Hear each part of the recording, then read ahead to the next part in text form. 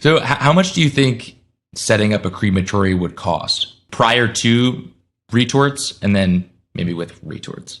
Well, prior to retorts, it's just going to depend on the area. Obviously, property is going to be different, say in Bay Area, than it would be in Nebraska. Sure. Yeah. So you could go from, $50,000 for a plot of land to 50 million, depending on how fancy you want the crematory or, whatever kind of business model you're going to do. Bare basics, I think you could get away with, a small, even just a metal building. Mm-hmm. So you could do it for a couple $100,000, I would say, depending on, how much it costs you for zoning. And it's not just the zoning application. If you have to hire somebody to help you with that zoning, right. I have a client in New Jersey that had to hire an attorney to navigate everything. Even the manufacturer wasn't able to. Some of the older states, if you will, some of their rules, and especially East Coast, they're just a lot more involved. Mm-hmm. So there might be costs there. I would recommend either a lawyer or someone who has has worked with the city on permitting things like this. Yep. And that becomes your local, that's your guy. We had a guy that helped us a lot through that. And he's like, they know where the pushback's going to come, how to handle pushback. And that ultimately helps you just kind of get through it a bit quicker and not necessarily react as much to pushback that you get, and ultimately get your rubber stamp. So be willing to kind of pay for that.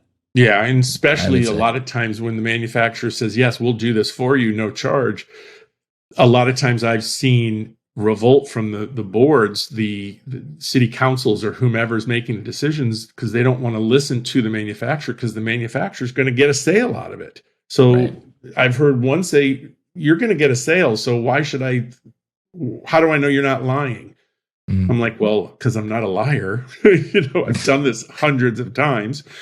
But there's got to be money involved in that. The retorts, I've been out of that game for a while, but I would say minimum of 120,000 for a basic retort and some of the ancillary, like a processor, loading device. And then you can go as high as, I think probably one of the more expensive units would be one of the European style units. Like a facultative. And they go for about, under 300. Mm-hmm. And then their ancillary can be as high as another 100.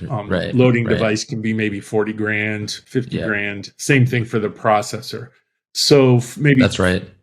300 to 400,000 for the higher end, high capacity, high volume, don't need to cool it down in between cremation units. Yeah, what did you run in Omega? Hartwick. Pete? Yeah, Pete. Yeah. Haven't talked or heard from him in so long. Yeah. I like Pete. I mean, he's all I ever knew. Yeah. I liked his style. Yeah, he's a good guy. And nothing negative to say. Well, I don't say negative about most people, but Pete always, anytime I've ever come across, whether we're servicing his units or he's servicing ours. Yep. Always been positive. Yeah, I agree. I like Pete a lot. He's a good guy. Awesome. All right, Larry. So I want to open a crematory, my own cremation brand, not in New York and not in California. I can get land. So on top of that, I'm going to need 600,000 and 6 months to a year. I don't know if you'll need 600. The last business plan I did was just under 4. Did not include the property though. So it was putting up the building, the unit, everything that was involved. Time frame, supply chain issues, they're all over the place. I've seen there's one manufacturer that actually had a few in stock that they could ship out within a month. Then I've also heard of other manufacturer that was shipping units without the burners because the burners were back ordered by months and months. So they would basically get the unit in place, and when the burners showed up, the startup technician would install the burners at the same time. Wow. And those guys were running at about a year to get from order to startup. Wow. Back in my day, it was a 90-day deal.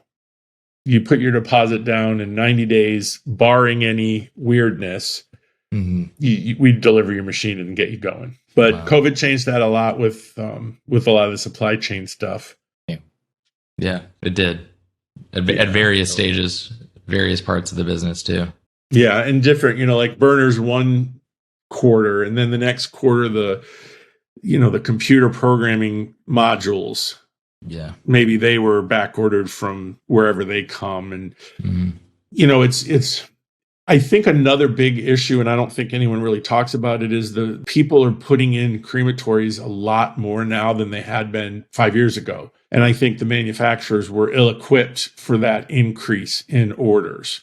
Someone who would do 70, 80 units in a year, all of a sudden is doing 150. And that's massive when it comes to manufacturing on that volume. You've got labor issues to deal with. You've got, cash flow, because you've got to buy all the stuff to put them all together. And, so I think not only supply chain, but just the influx of orders.